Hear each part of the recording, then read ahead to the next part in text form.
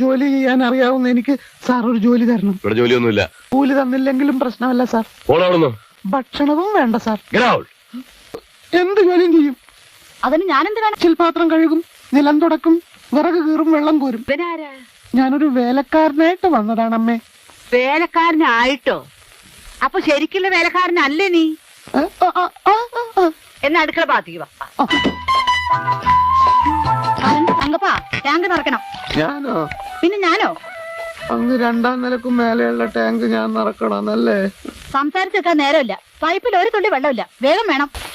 എടാ, കുത്തിരിന് ശമ്പളം വാങ്ങാന്നാണോ നിന്റെ വിചാരം? ഞങ്ങളുടെ കീറടാ. മനുഷ്യന് ശ്വാസം മുട്ടൊന്ന് ഇത്തിരി വിശ്രമിക്കട്ടെ. നിനക്ക് വിശ്രമിക്കുന്നത് വല്ല ഊട്ടിയിലെ വല്ലയിടത്തും പോടാ. നിന്റെ അല്ല തകിട് പൊടിയാലും വെറുതെ ഇരിക്കാൻ ഞാൻ സമ്മതിക്കില്ല. ഒരുത്തനെ വിശ്വസിക്കാൻ വയ്യാത്ത കാലമാ. വല്ലതും കട്ടോണ്ട് പോയാലോ? എങ്കിലും അവന്റെ അധോഗതിയായിരിക്കും.